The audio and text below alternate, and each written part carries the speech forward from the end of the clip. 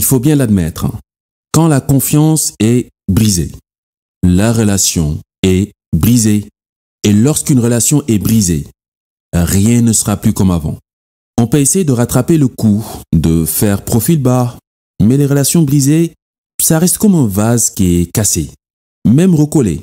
On peut s'en servir en faisant attention, bien entendu, mais au fond, on sait qu'au moindre faux pas, tout part en 1000 morceaux.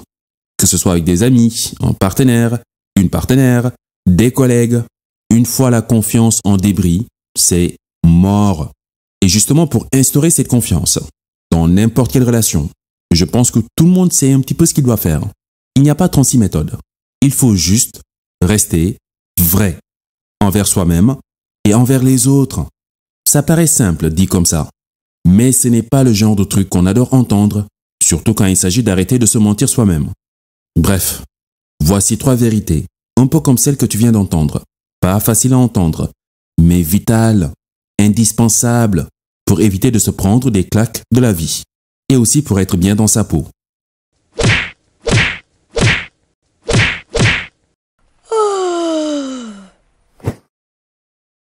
3 dures vérités que tout le monde devrait entendre et intégrer pour vivre bien dans sa peau. Premier point. Tu n'es pas responsable de comment l'autre se sent. On vit dans des sociétés où les gens ont plus peur du regard des autres que de Dieu. C'est bizarre. Les gens ont plus peur du regard des autres que de Dieu. Mais ce n'est pas vraiment de notre faute. Ça remonte de très loin. Regarde, durant l'enfance par exemple, on ne nous apprend pas à dire vraiment les choses, comme on les pense. On ne cesse par exemple de nous répéter « Écoute, ne te fais pas remarquer, sois poli, baisse le regard, ne parle pas trop fort. » Et si l'on ose braver tout cela, la culpabilité, ça va sur nous. En fait, dire la vérité dans une société où tout le monde se cache, c'est comme lever le voile sur un mensonge enfui ou sur des pratiques honteuses qu'on aurait voulu enterrer jusqu'au tréfonds de nous-mêmes. Cette mise à nu peut être éprouvante à vivre si par exemple elle vient casser un statut social, une crédibilité et même notre propre ego. C'est ainsi que beaucoup préfèrent être de mauvaise foi pour garder la face et pour éviter des remarques humiliantes. Du coup, dans nos interactions sociales, on évite de dire par exemple ce que l'on pense. On se retient. On évite de contrarier l'autre, même si la personne raconte que des conneries. On laisse les autres nous marcher dessus, parfois. Tout ça pour ne pas blesser l'autre. Mais à force d'agir de la sorte, on ne rend service à personne, ni à la personne en face, ni à nous-mêmes. Si l'autre décide de mal se comporter et que tu l'acceptes, pour ne pas froisser son ego, soi-disant, tu es en train de l'encourager à rester dans ses bêtises. Et de même, tu deviens complice de toute la souffrance générée autour. La réalité, c'est qu'on est tous des malades. On est tous malades. On est tous en rééducation dans un asile de fous, à ciel ouvert. Chacun porte son propre sac à dos de folie émotionnelle, transgénérationnelle et autres bizarreries. On a tous du travail, ici-bas, à finir. C'est pour ça qu'on est sur Terre d'ailleurs. Si l'autre cache dans son sac à dos des tonnes de briques de colère ou des boulets de frustration, ce n'est pas ton boulot de les porter. Tu as déjà ta propre charge sur le dos, je te le rappelle. Chacun doit faire l'effort de s'auto-analyser, de s'auto-éduquer, de s'auto-contrôler, parfois avec l'aide des autres bien entendu. Mais chacun doit faire un travail sur soi-même, en toute humilité.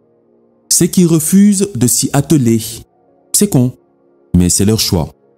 D'ailleurs, je t'ai fait une vidéo sur comment agir face à ce genre de spécimen. Faut pas aider un connard. Va voir la vidéo si tu veux en savoir plus. Dis ce que tu penses. Affirme ce que tu crois être juste. Et laisse chacun gérer ses humeurs. N'éteins pas ta lumière sous prétexte que l'autre aime l'obscurité. 2. On n'obtient pas ce que l'on veut. On obtient ce que l'on donne. Je sais que c'est un peu étrange comme raisonnement, mais réfléchissons 2 secondes, en partant de la source, bien entendu, comme je te l'ai déjà montré dans une vidéo précédente. Regarde, dans le microcosme, on voit au départ 2 cellules qui se donnent chacun totalement à 100%. pas à 50, 75%, non. 100% chacun. Chacun s'annihile l'une sur l'autre et fusionne pour ne faire qu'une seule cellule. Pour qu'ensuite la vie puisse jaillir et se propager, il a fallu que chacune des cellules donne de soi entièrement pour obtenir cette grandeur. De même, il a fallu donner par exemple une graine, donner de son temps pour la semer, l'arroser, l'entretenir, pour pouvoir aujourd'hui obtenir cet magnifique arbre, des fruits, des légumes, de quoi se nourrir. Il a fallu donner de son temps, donner de l'attention, donner de l'énergie, de l'engagement à son partenaire, à son ami, à ses enfants, pour pouvoir aujourd'hui apprécier la qualité des relations solides qu'on a avec eux. La vie s'en fout de ce que tu veux, hein, tu sais. La vie fonctionne selon le principe de l'action-réaction. La loi de réciprocité. Je te l'ai déjà dit dans une autre vidéo. On est dans une bulle. La Terre, le cosmos, tout ça c'est une bulle. Rien ne se perd. Tout est échange. Tu donnes, tu reçois. Tu reçois, tu donnes. C'est comme ça. La vie nous évalue en fonction de ce que nous donnons, pas en fonction de ce que nous souhaitons. D'autant plus, on peut réellement savoir ce qu'une personne veut en observant simplement où la personne consacre son temps, son énergie et son argent. Notre niveau d'investissement envers quelqu'un ou envers un projet montre notre niveau d'engagement envers cette personne ou envers ce projet.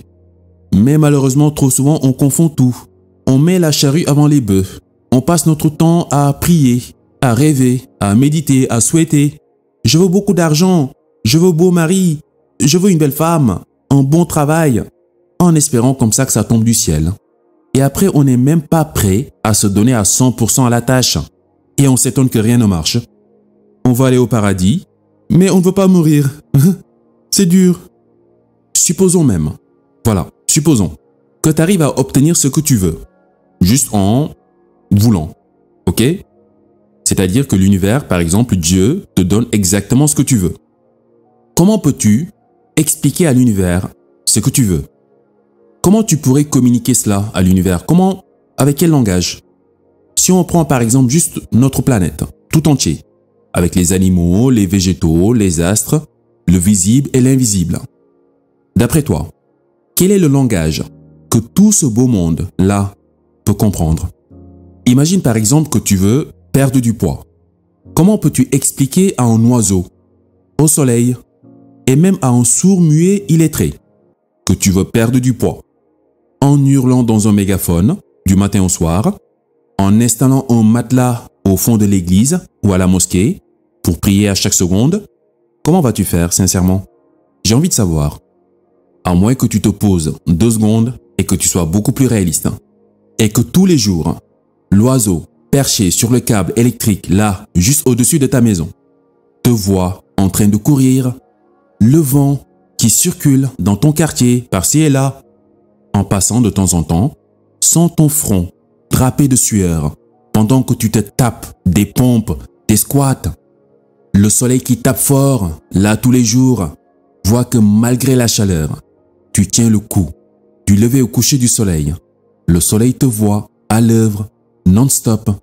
Et le sourd-muet, chaque matin, peut témoigner que tu passes devant chez lui, en footing. Tu vois, là par exemple, tu n'as même pas besoin d'ouvrir la bouche. Tout le monde aura compris ce que tu veux. Tout le monde comprend le langage du don de soi. La vie ne fait pas de cadeaux en réalité.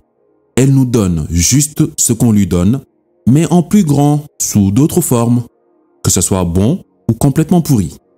Donc on s'en fout un peu de ce que tu veux. Montre-nous ce que tu es prêt à donner pour ce que tu veux. 3. Personne ne viendra te sauver.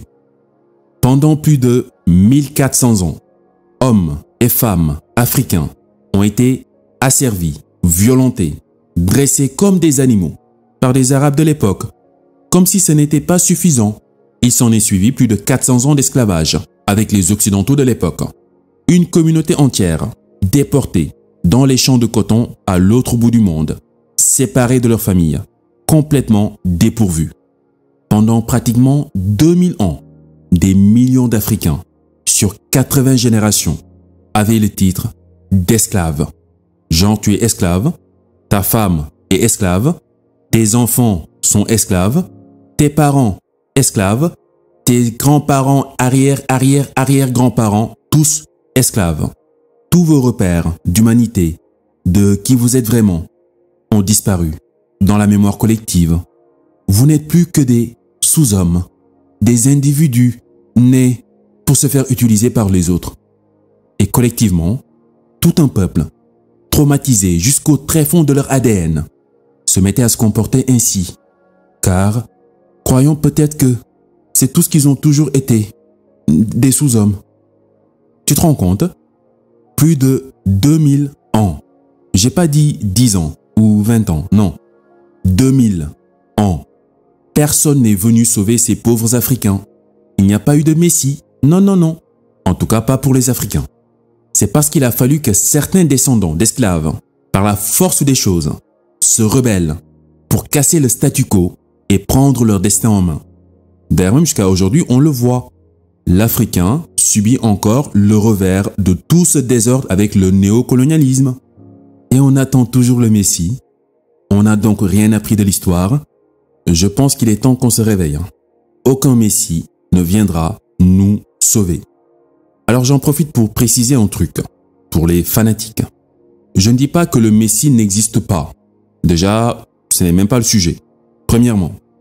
Et deuxièmement, je ne vois pas pourquoi un Messie, un faiseur de miracles pour être beaucoup plus précis, viendrait nous sortir de nos propres emmerdes que nous-mêmes nous avons créées.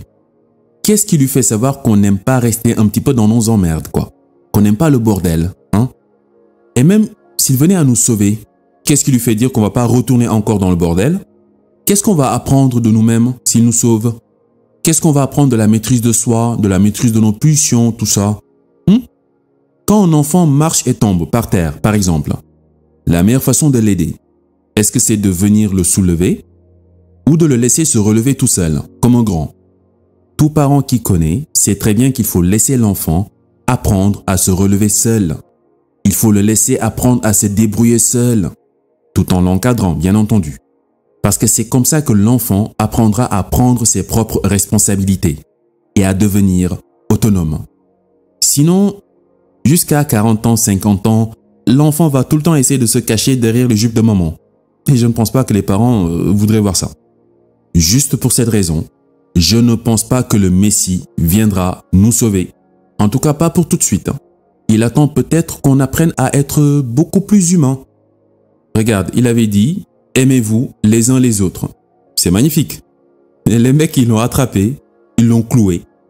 Tu te rends compte? Bon, imagine, s'il revient encore nous dire « Aimez-vous les uns les autres » alors qu'on n'est pas encore prêt, le mec, il revient, il nous dit « Aimez-vous les uns les autres » dans cet état du monde, laisse tomber.